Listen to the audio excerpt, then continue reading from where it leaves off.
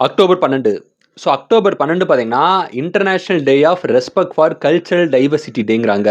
இந்த உலகத்தில பார்த்தீங்கன்னா, கல்ச்சர் படி பார்த்தீங்கன்னா, ஏகப்பட்ட கல்ச்சர் வந்து உலகம் பூரா இருக்கு. இந்த மாரி உலகத்தில் உள்ள பலவிதமான கல்ச்சர், எல்லா கல்ச்சரையும் வந்து அவங்க ஃபீலிங்ஸா, அவங்க உணர்வு வந்து நம்ம மரியாதை செலுத்தணும் அப்படிங்கிறதுக்காகவே இந்த நாள் வந்து வச்சிருக்காங்க. நம்ம இந்த நாள் பார்த்தீங்கன்னா, international moment for frustration and scream டேங்கிறாங்க.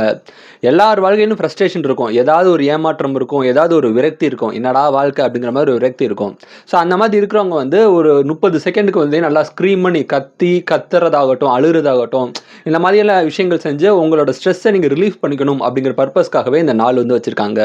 நம்ம இந்த நாள் பார்த்தீங்கன்னா, இன்டர்நேஷனல் ரேஸ் டே. ரேஸுக்காகவே இந்த நாள் இருக்கு. இந்த அன்னைக்கு பார்த்தீங்கன்னா, இந்த car race, bike race, marathon மாதிரியான ரன்னிங் ரேஸ்லாம் வந்து கண்டக்ட் பண்ணுவாங்களாம். ஆமா, இந்த நாள் பார்த்தீங்கன்னா, வேர்ல்டு ஆர்த்திட்டிஸ் டே. ஆர்த்திட்டிஸ்ங்கிறது பார்த்தீங்கன்னா, ஒரு கைண்ட் ஆஃப் டிசீஸு. இந்த டிசீஸ் பார்த்தீங்கன்னா, அந்த எலும்புகள்ல, முட்டங்கால்ல பார்த்தீங்கன்னா, ஒரு பெரிய ஒரு வீக்கம் மாரி வரும். இந்த டிசீஸ் பத்தின அவேர்னஸ் வந்து மக்களுக்கு தெரியப்படுத்தணும் அப்படிங்கிற பர்ப்பஸ்க்காக தான் இந்த நாள் இருக்குது. இது போக அக்டோபர் 12 வேற ஏதாவது டே தெரிஞ்சா கமெண்ட் பண்ணுங்க.